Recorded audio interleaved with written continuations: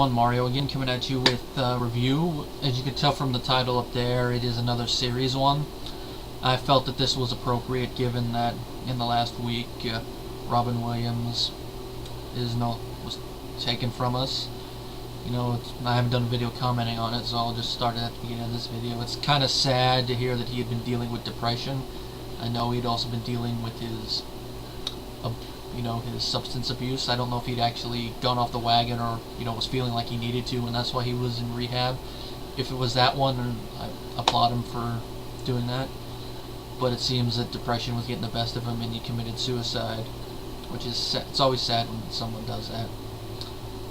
And of course, from what his widow said, he was in the early stages of Parkinson's disease, and anyone that follows the media, and especially involving actors and all that, knows that Michael J. Fox suffers from that, and it's kind of affected his career. So you can only imagine what Williams was probably thinking when he found out he was diagnosed with it. That's probably this is my guess, but probably what led to it, but that's just a guess. It's sad to say he's gone, but we still got all of his movies and his stand-up shows to watch, and so his legacy is still here with us. It's just sad to see him gone. He was a part of my childhood. I mean, some of the films I plan on covering in this series were parts of my childhood. Hook, Aladdin, Mrs. Doubtfire, maybe Flubber if I get to it, I don't know. And a couple of them I knew when I was a kid, like Bicentennial Man, even though I haven't seen it in its entirety. Mork and Mindy wasn't really part of my childhood, even though I knew of it, but let's get a little off topic right there. Now, of course, I'm starting with the first film he was in, the 1980 musical based on E.C. Sager's comic strip, Popeye. In addition to Williams, it stars Shelley Duvall as Olive Oyl, Ray Walston as Poop Deck Pappy, who is Popeye's dad, Paul Dooley as Wimpy, Paul L. Smith as Bluto, among others. And the film is directed by Robert Altman, who I'm checking to see what else he's directed because that name sort of sounds familiar. Looks like a bunch of westerns. He directed The Movie Mash, A Wedding, Buffalo Bill and the Indians, or Sitting Bull's History Lesson, Nashville. After this film, he directed Come Back to the Five and Dime, Jimmy Dean, Secret Honor, O.C. and Stiggs, The Player, The Gingerbread Man. I'm checking to see if the guy's still alive, because his last film was in 06. Either he stopped getting offers, or he retired, or he's dead. No, he's dead. He passed away in 06, so that explains why. Well, he had a large career, but this is none of the films other than this is the only film on the list I actually recognize off the top of my head. So, then again, I'm not really, like an uber western guy, so I don't recognize a lot of those ones. Now, for those of you wondering, this film is on Netflix, which is how I watched it. And it's been a few years since I've seen this film. I remember watching it a couple times, never in its entirety in one setting. I would always change the channels, tune into it halfway through, watch it. Another time watch it from the beginning, but then have to go somewhere. So this is the first time I watched it in its entirety in one sitting, and I can say the film hasn't aged that well. I still enjoy it, but I notice a lot of the flaws now. But I will say that the cast is not the problem. I'd say it's probably more the fact that they made this into a musical, even though I don't mind a couple of the numbers. This movie should have been played straight. I think the only song that really needed to be in it was the song from the show, He's Popeye the Sailor Man, that one. Because there was a total of 12 numbers in the whole movie, and some of them kind of come off as good, but I think a couple of them could have been cut, and I'm going to talk about I'll talk about the musical numbers in a moment. It has a 5.1 on IMDb, a 38 with the audience on Rotten Tomatoes, and a 57 with the critics. And I more or less agree with those scores, because this is a film you're either going to enjoy it for what it is or you're going to hate it.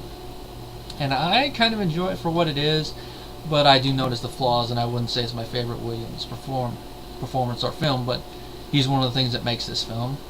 This is the consensus. Altman's take on the iconic cartoon is messy and wildly uneven, but its robust humor and manic charm are hard to resist. I will agree with that. Uneven, but it does have a charm to it.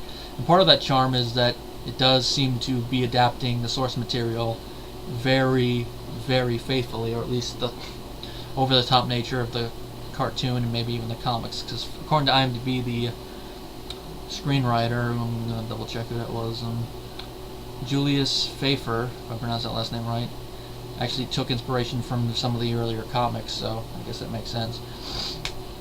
Now I'm going to start with the musical numbers. We had Sweet Haven and Anthem. That one's kind of boring, but it kind of makes sense where they placed it. Blow Me Down, a Popeye number, the first one, it does seem like it was in total improvisation by Williams, so I can't really hate it that much, but it doesn't really need to be a song. Should have just kept his dialogue. Everything Is Food, that number I don't mind. I think partially because they managed to fit in Wimpy's famous line, "I will gladly pay you Tuesday for a hamburger today." Chorus, "He will gladly pay you Tuesday for a hamburger today." Just gives a smile. He's Large, which is Olive in the chorus. That one you could do without. I'm Mean, which is Bluto in the chorus. This one's okay. It kind of gets home the point that Bluto is, a big bully character because he's tearing apart the house. It's just the vocals just seem off for Bluto, especially when you compare it to his vocals in a later song. It just seemed like either the actor was trying to get across the fact that he's mad right now, or there's something wrong with his voice when he recorded it. They should have re-recorded it. Maybe they were pressed for time. Sailing, Popeye and Olive, I don't really remember that one that much. I Am What I Am, Popeye's solo number. This one's okay, but it could have been cut, and I can understand why it's in there. He Needs Me, which is Olive's solo number. I actually don't mind this one, even though the words "he needs me" can run about a lot. Which, what's one to say? Apparently Shelley Duvall did her own singing in this movie. Well, I wouldn't say she's an excellent singer, like where she should actually start singing solo, but make a career out of it. I thought she did a pretty good job for being in a musical. Sweet Pea's Lullaby is probably Popeye's best song in the movie, besides the ending one. That one I didn't mind. It's Not Easy Being Me is probably the best song in the whole movie because it's Pappy and Bluto. It's good. And then of course the ending one, like I said, probably the best one, the only one that should have actually been in the final film. But of the songs, I think the only ones that should have been kept in the film were Everything Is Food, He Needs Me, The Lullaby, It's Not Easy Being Me. You can make an argument maybe for I'm Mean and I Am What I Am, but maybe they could have been trimmed in the scenes, re-choreographed in a different way, like maybe have Popeye, just whispering to himself, kind of like he does in Blow Me Down. And of course the last one is definitely the only one that should have been in there, because you can't really have a Popeye movie without the song, just like you couldn't have him eat his spinach and then go and take care of the bad guy without na na na na na na na na na na na na. Which, speaking of spinach, in the movie Popeye hates spinach, which that comes off as a little weird. I read on IMDb that apparently he was like that in some of the early comics, which, okay, that's interesting to know if that is the case. If not, it's an interesting little plot point because it makes the ending, makes you root for Popeye a little more when you know he doesn't like spinach. We know from the cartoons that he gets strength when eating spinach, so him not liking it, you're like, okay man, you gotta eat it, you're gonna get strength.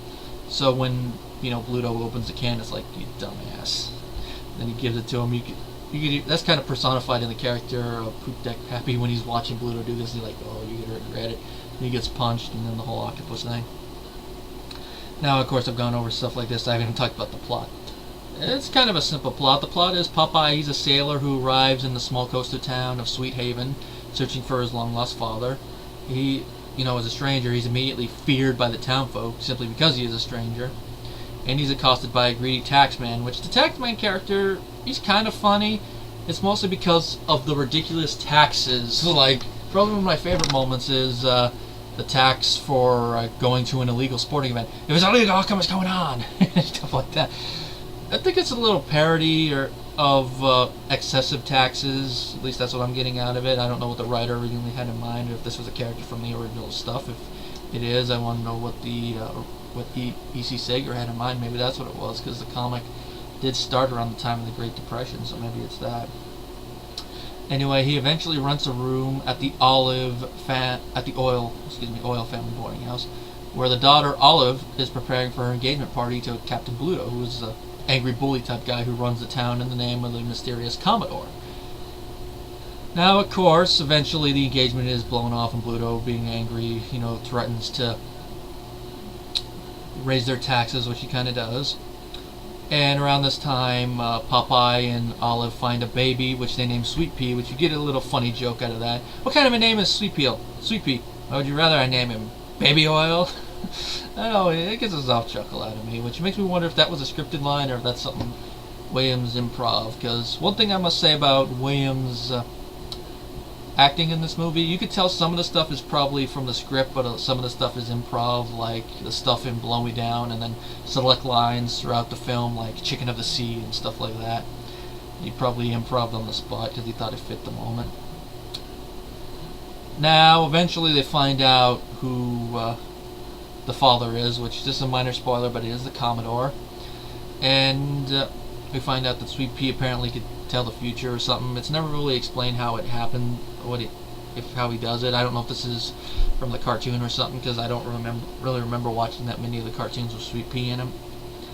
But this attracts the attention of Wimpy and eventually Bluto, which this eventually leads to Popeye having to fight Bluto in the end, and we all know what happens. I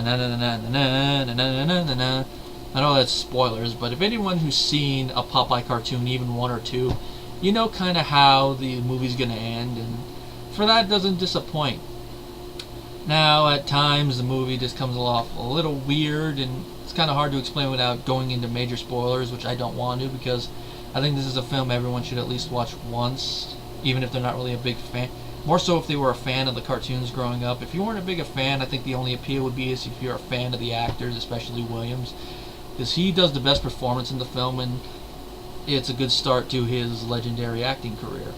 Shelley Duvall does a great job as Olive Oyl, and according to IMDb, as a kid she was called that name derogatorily. So, circle is completed, and she did a pretty good job. Of course, she doesn't do the stereotypical damsel in distress stuff till the third act. Ray Walston as Poop Deck Pappy, I thought did a good job. Only other film I recognize him from off the top of my head is The Stand. I know he was in a film the following year that I've heard of and I've been meaning to watch, and I'm just going to double check because I don't want to say the wrong one. Galaxy of Terror, I was right, that's what I was going to say. He was also in Fast Times at Ridgemont High, Project Alf, Star Trek Voyager, South Pacific, and the TV series My Favorite Martian. He was also in Silver Streak, that's cool, I didn't know that. Of course, he's no longer with us too, he died, once, so, rest in peace, man. He did a good job. I think he also did his own singing. Paul L. Smith as Bluto, he was a perfect casting choice for the villain guy, and he came off as good, and he's another guy no longer with us. He passed away in 2012. In addition to this, he was in 10 Little Indians, Maverick, Red Sonja, Gar, however you pronounce it, Midnight Express. He was in the 80s movie Dune, which I haven't seen, but he really did fit this role. He had the big, broad shoulders. I'd say his voice kind of has a bass quality to it, but that's mostly, I guess, from the singing. But then again, he could have been deeping it for all I know. The supporting cast, they did a good job for the minor characters they had to do. I'm not really familiar with a lot of them, but from what I understand, some of them from the comics, some of them are from the cartoon, but they're just throwaway. The only one that really is of note is Wimpy, and that's because we know Wimpy, Paul Dooley. He did a good job for what he had to do as Wimpy. He's just a minor character there to eat hamburgers and try to win simoleons. Dooley's still with us. In addition to this, he's done, he was in Raggedy Ann and Andy, A Musical Adventure. I remember that film. Little Shop of Horrors in '86. Cars 2. Hairspray in '07. Runaway Bride. Clock Watchers. My Boyfriend's Back, aka Johnny Zombie. He's done stuff too. Williams and Duvall probably the most prolific actors in the film, and they did like I said, I've already said, good job. Now, it does come off at times as a live-action cartoon, which I guess is kind of the appeal of it. It's more so if you grew up watching the cartoons, which I guess that's the main appeal to watch it, other than, Williams' first film. It does come with a minor recommendation from me, but more so, like I said, only if you grew up watching the cartoons or you're a big fan of Williams, or both. Me, too, first, so that's why I watched it. Is it one that I think deserves a special edition? If there isn't one already, I'd say probably not, because from what I understand, before he passed, Williams hated this film, though he did bring it up in his last comedy special when he was talking about the porn movies of his movies. Which, if you haven't seen that little bit, that bit is very funny, especially when he brings up Popeye. It's just fun. That's about it to say. It was made for $20 million, which it doesn't really look that, except for maybe the set. From what I understand, that's where most of the budget went to, which you can tell when you look at the octopus at the end. Also, some of it went to the makeup and all that, but most of it went to the set. Which apparently the set is still standing and is now a tourist attraction, so gets money out of that. And according to the box office, it made about $60 million. And oddly enough, this is technically a Walt Disney film because it was a co-production between Paramount and Walt Disney, and Walt Disney distributed it internationally. It's kind of interesting. It says distributed by, the production company was King Features Syndicate and the Hearst Corporation, but I think they were backed by Paramount and Disney. The music is by Harry Nilsson, and it fits the tone of the film, but I do like the moments where he chooses to use the original Popeye score. If I were to give the film a rating, I'd give it a 3 out of 5 stars, and that's mostly because of the tone and Williams and the other actors, because that's the best parts of the film. And of course the climax is very satisfying, more so, like I've said a couple times, if you are a fan of the original cartoon.